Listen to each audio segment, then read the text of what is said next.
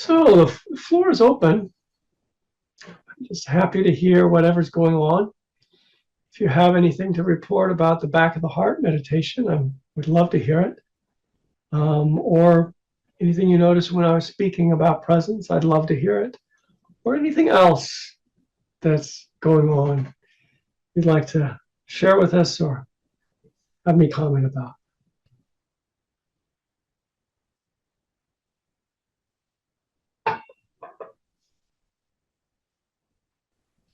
Hi. I was thinking about presence as you were talking, and I was trying to differentiate between the concept of stilling the mind, and you talked a little bit about it with regard to meditation or stilling the mind, being quiet and being aware.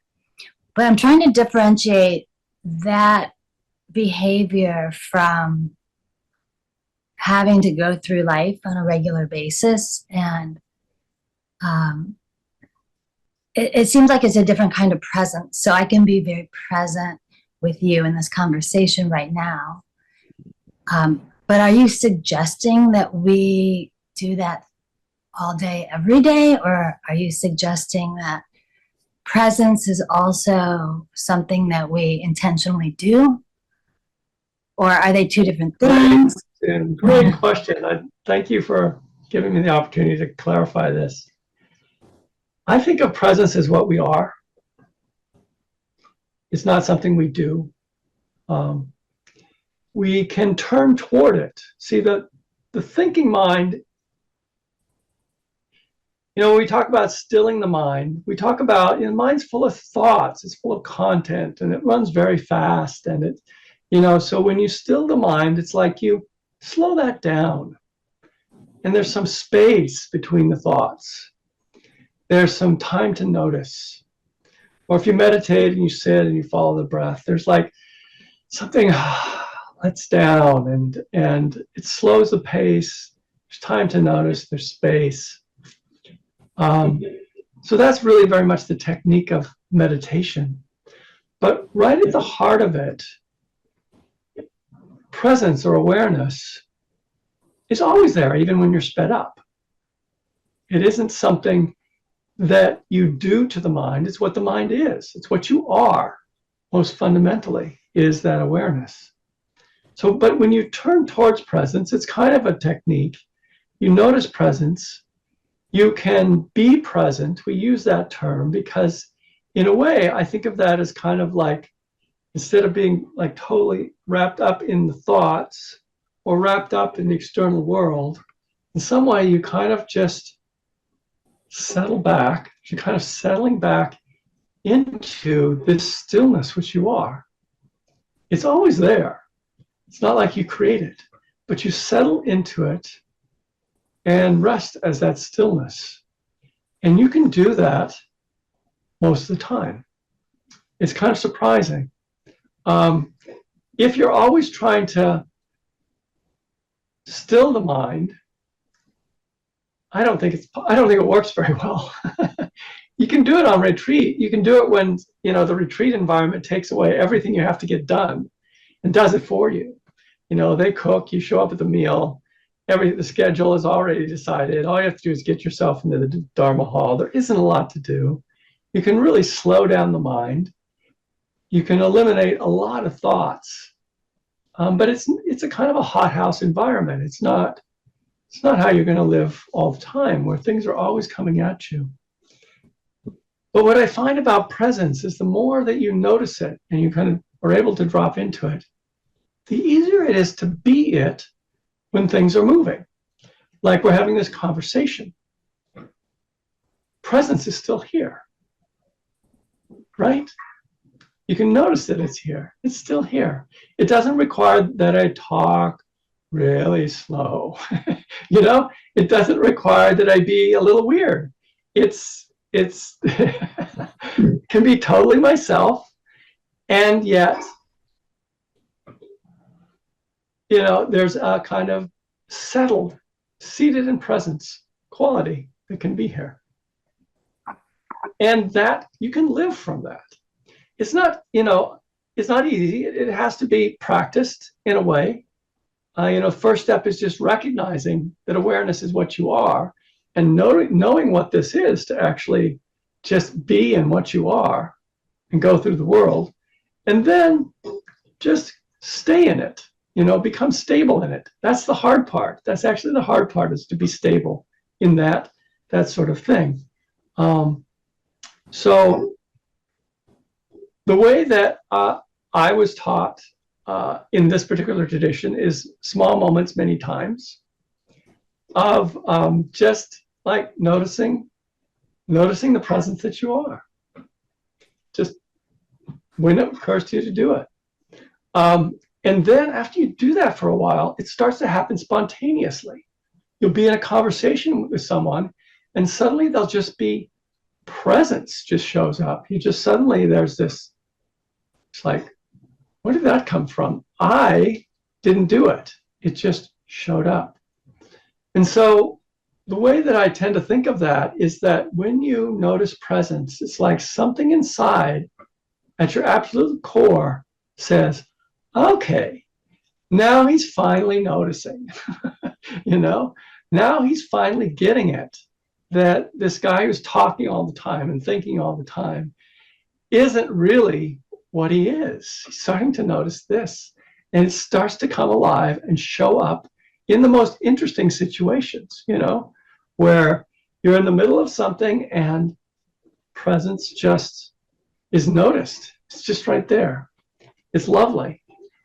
It's a little different than trying to be mindful, because often trying to be mindful has this subject-object kind of thing to it, where, okay, I'm being mindful of the breath, I'm being mindful of walking. There's this kind of subject-object thing going on, which is good training, but it's a kind of a doorway to walk through into actually resting in presence, actually noticing that is what you are, what you always are, what you always will be, whatever you are, and actually being able to remain there more and more.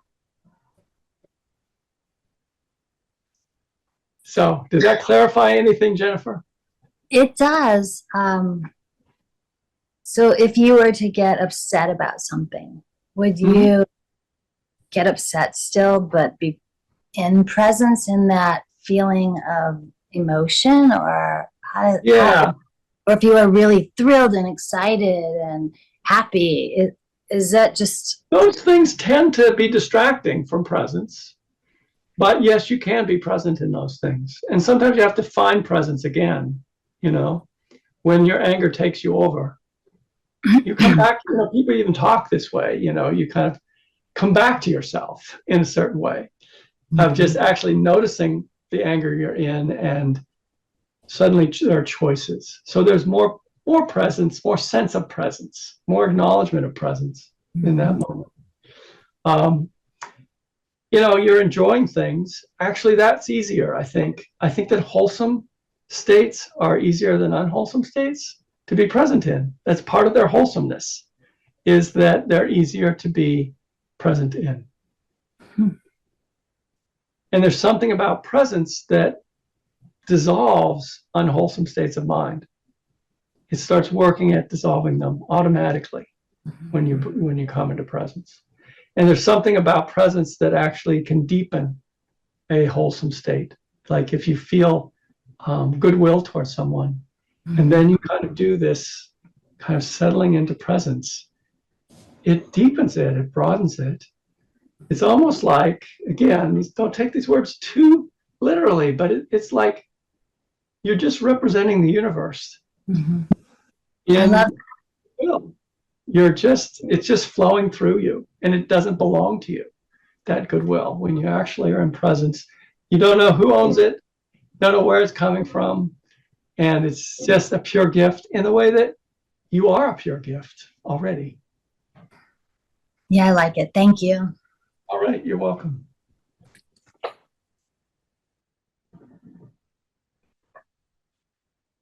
Nate. Hey, good evening, everyone. Mark, as always, like this class has just added another level to, I don't know, just being a better man, just like strengthening my, how do I do this in a non-Buddhist way? My personality. Um, and it's so weird that the talk that you just gave was something I was speaking about with someone else. It's like I've developed a practice, if that's even the right word. It's kind of like I'm walking about and I just gently gaze at things, and for a moment they lose like their label of like what it is I'm looking at. It's just this, I'm just like absorbed in a non-distracting way, if that makes sense. Yeah. I'm certainly gonna look both ways before I cross the street. But yeah, I'm just like really honed in on what's going on, and things just kind of melt away. It's a really weird feeling, but I know when I can tap into it. And I guess the gateway for me is just, again, just gently gazing at something, Hmm. and it just brings me back momentarily. And yeah, it's really beautiful. So even when I'm in motion, I can be still, Yeah. you Lovely. know? So yeah, thank you for that. All right. You're welcome. You're welcome.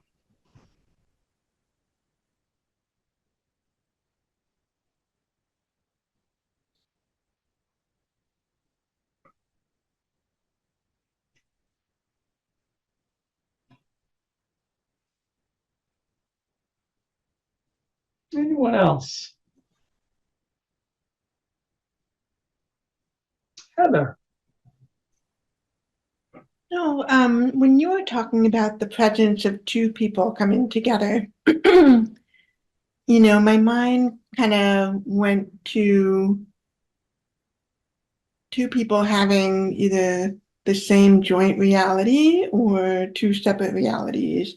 And then I was thinking about, is presence more real than reality? Mhm. So I'm curious about your thoughts on presence and reality and the definitions of them, and if they're one and Okay. the same. Yeah. Well, reality is a tricky word. But I was saying earlier, just a just repeating a thought I had earlier this week as I was walking down the street with the dog, and with Kate. It was,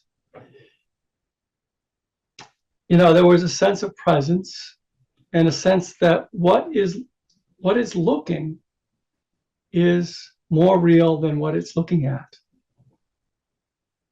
You know, sometimes when you're in presence, it seems like this world, it doesn't feel fair to call it a dream. I know sometimes in spiritual circles, people call it a dream. I don't think it is. I think it has a certain kind of reality to it that matters. Um, we need to take care of this world. We need to invest ourselves in it in various ways. So the word dream doesn't necessarily connote that to me. But in this much, I feel like, everything's changing. And so when we look out at the world,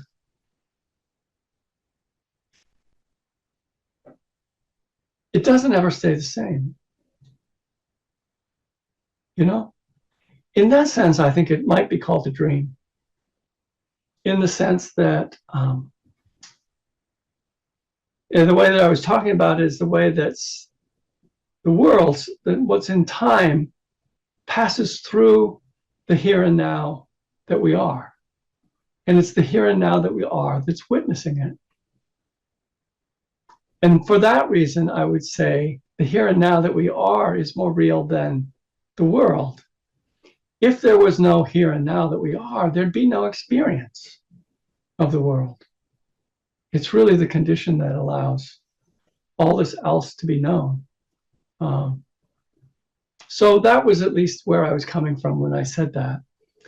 And I'm trying to say it not as a metaphysician, not as kind of an absolute statement of what's real and not real. Trying to describe the experience from being within the experience, how it seems, what is known, about the realness of things. Any comment? How did that come through, Heather? No, I think that's great. Thank you for sharing. All right, you're welcome.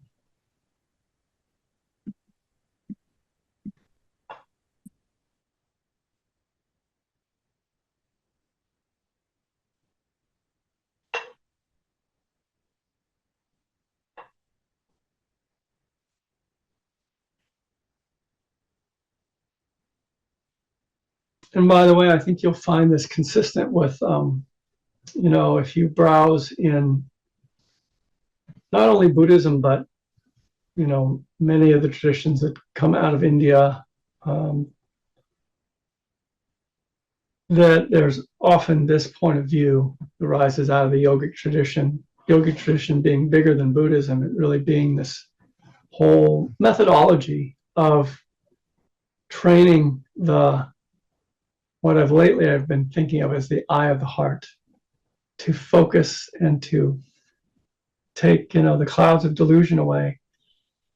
That it comes to something similar in the sense of that, sometimes it's referred to as the truth in a way that's a little bit mysterious. But when you come to the truth, you realize that, that what's looking is what's really real,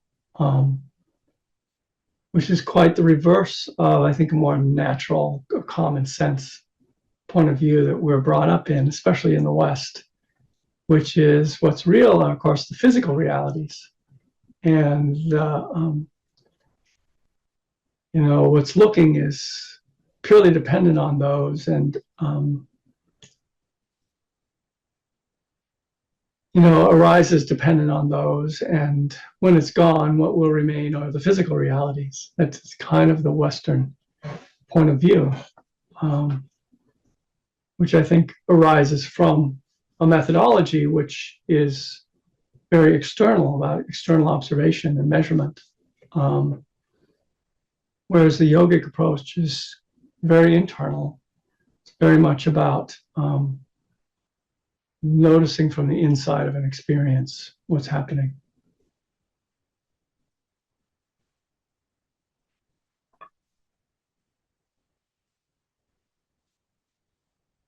Anyone else?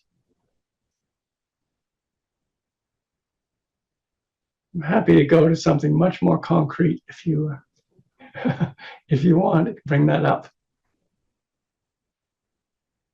Any problems?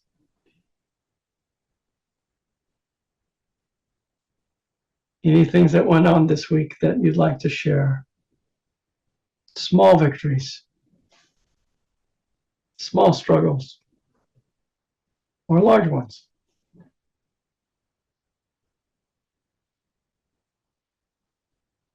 Well, we've come to stillness here tonight. All quiet. I have something. All right, Sarah, jump in there. So I went to a play over the weekend, and up in Vermont, and it was a sort of like a mix of storytelling, poetry, and songs. And I had finished grading the night before, was like up till midnight, and just have been in go mode. And I went sort of like did a bunch of Christmas stuff and then hit the road up to Vermont, got there like 5 minutes before the show started. My dear friend was in it, and got a good seat, like toward the front. And I got totally cracked open by this show. I wasn't expecting it, but it was like hearing these songs and hearing this poetry, and it was just really well done, and it just hit me in the right moment, and I cried like a baby. Like I had you know, it's like I had this little tissue and I was just like the whole time trying to like, you know, not draw attention to myself. But it was like, and then what I felt after that was, it was like a good cry, you know, it was like this release. And I've talked to you about this before, but it's just this release. And then the rest that wasn't like, it wasn't necessarily sleep. I mean, I didn't have a great night's sleep. I slept on a pull-out sofa, but there was just this like levity that I felt after that. And I, because of this course, was sort of feeling like, like now I can rest, or like there was just this sort of, and so I'm just curious, like, if you have any thoughts on like, I don't know if it's grief, I don't know if it's just, but there was some rest, that was some felt experience of rest that came Yes. in that release. Yes. And that felt experience of rest is the heart. It's the essence of the heart, is actually that space. And you got there by feeling, you know, by your heart opening. And I don't know that I would want to label it grief, because in my experience, tears come from a variety of places. And sometimes one is just touched by the beauty and poignancy of something. In this case, the play. But of course, the play is trying to portray something about life, something about people.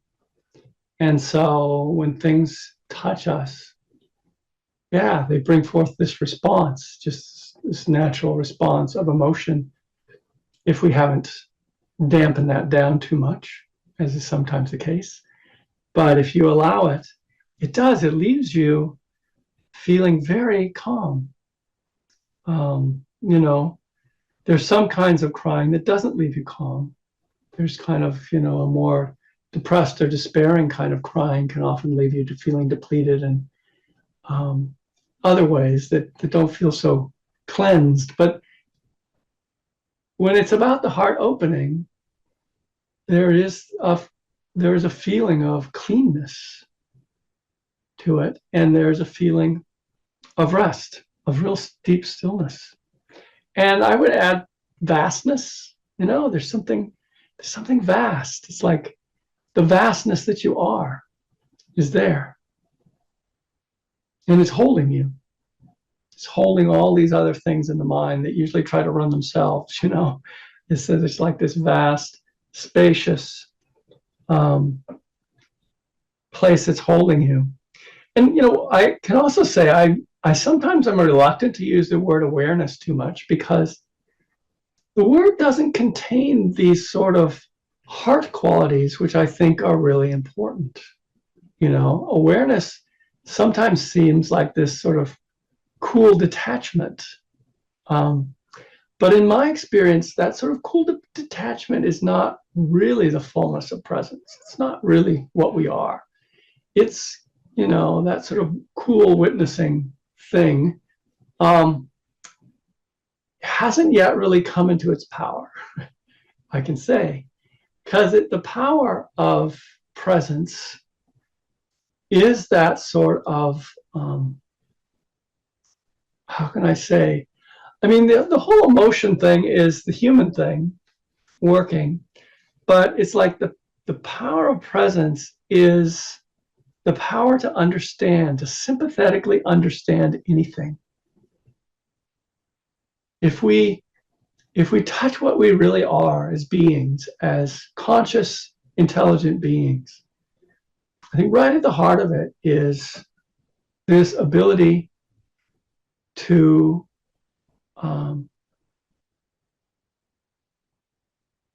I lost myself. There was something I was going to say, but I'll have to ad lib. There's at the heart of it all is this quality of tenderness and warmth, and the ability to sympathetically understand whatever is in us, because everything is in us. You know, there's this illusion of an inside and an outside.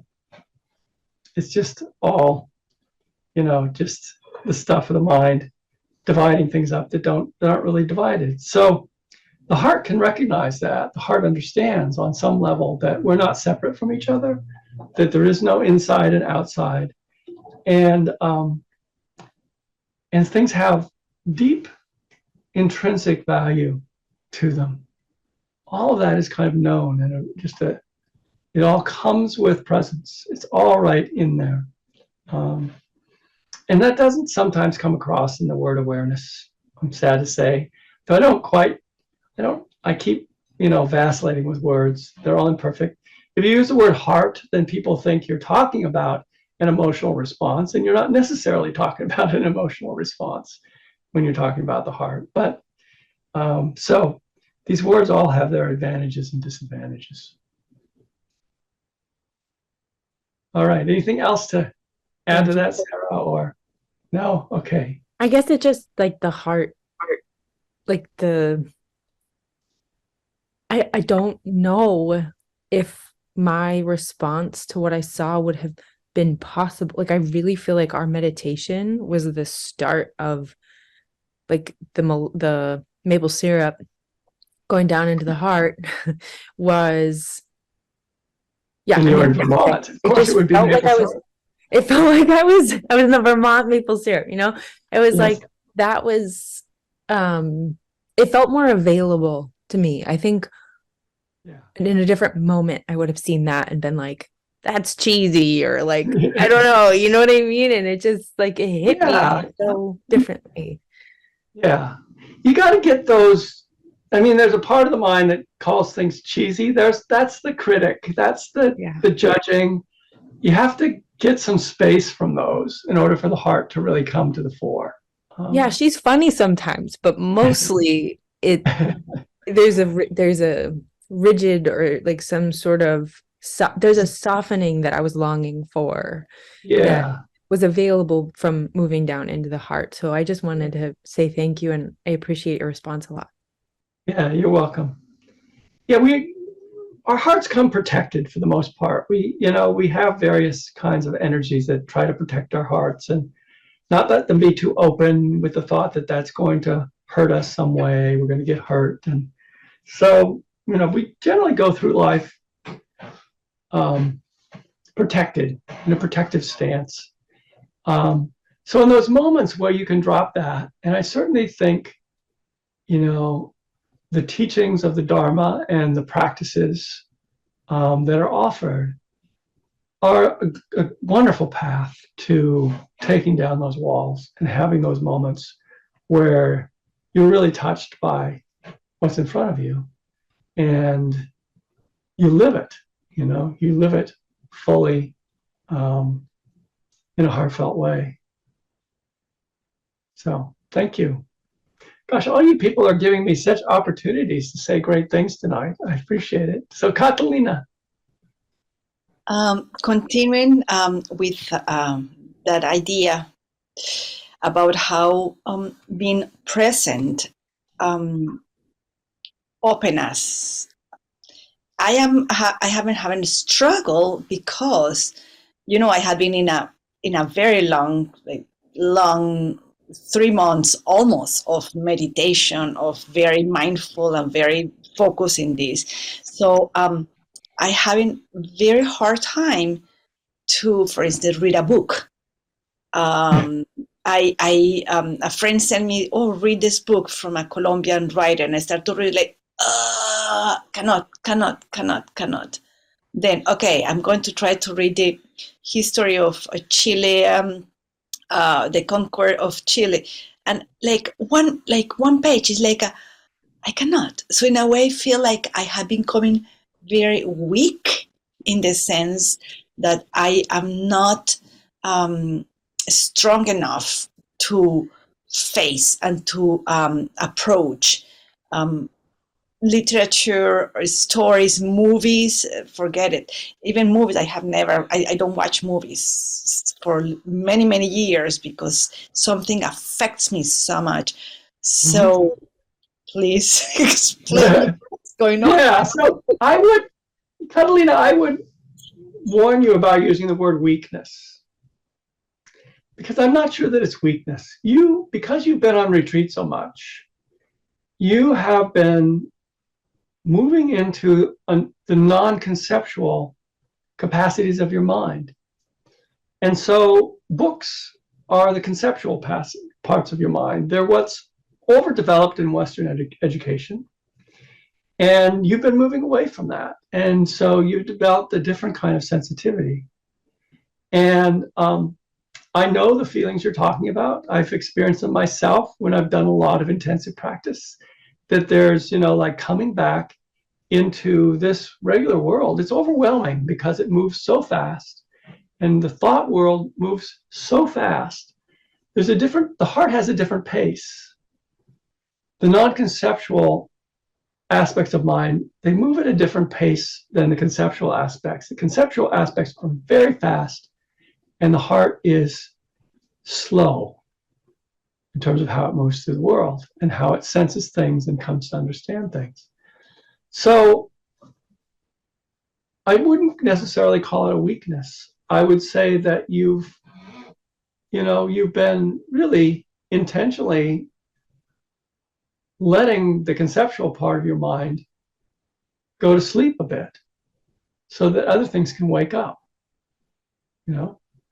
If you're back for a while, I imagine it gets easier to read. I share your kind of sensitivity to movies. At times, I just don't want to, it's just way too much. Even things, shorter things on TV, they're just like, so much is coming in from them. It feels like too much. My speed is watching nature documentaries. That's about all I want to see is, occasionally they have gruesome things in them because, the animals get eaten and so forth. They're not all pleasant watching, but it goes at the pace of my heart somehow. Those documentaries tend to, whereas movies are way too fast and overwhelming.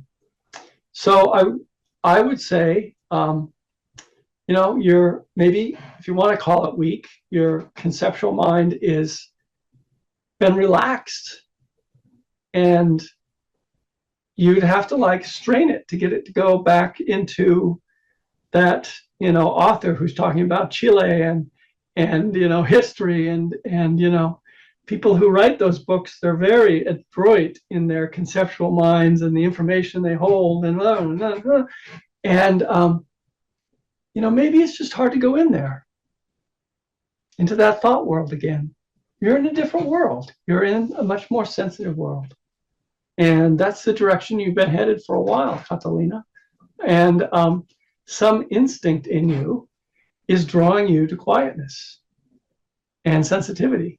It's not drawing you into reading intellectual books, right? So it's all by way of saying maybe there's nothing wrong. Okay, thank you. Maybe there's nothing wrong. You're in a phase of life where this is what's happening. You're getting calmer, you're getting more sensitive, and that other kind of thing is not where it's at right now for you, that sort of heady thing. And it may change as things do. Things will change. We're in one place and then we're in another. So we're now at the time to stop. I just want to take a moment to wish you all the best for the holidays, whatever that looks like. It's not easy for many people. And I just want to recognize that. But, in whatever way, bring light and love into your life at this time, this darkest time of the year. And be kind to others. So look forward to seeing something in your inbox. Imagine next week around the course that would be offered in January, probably mid-January. I'll probably take several weeks off here. And then also you'll probably get a reminder of the upcoming retreat, which again, I encourage you to consider, the winter retreat. It's a lovely thing in a lovely spot at a lovely time of year to be quiet and to go inside. And the theme this year is aspiration. All right, so everyone, take care, be well.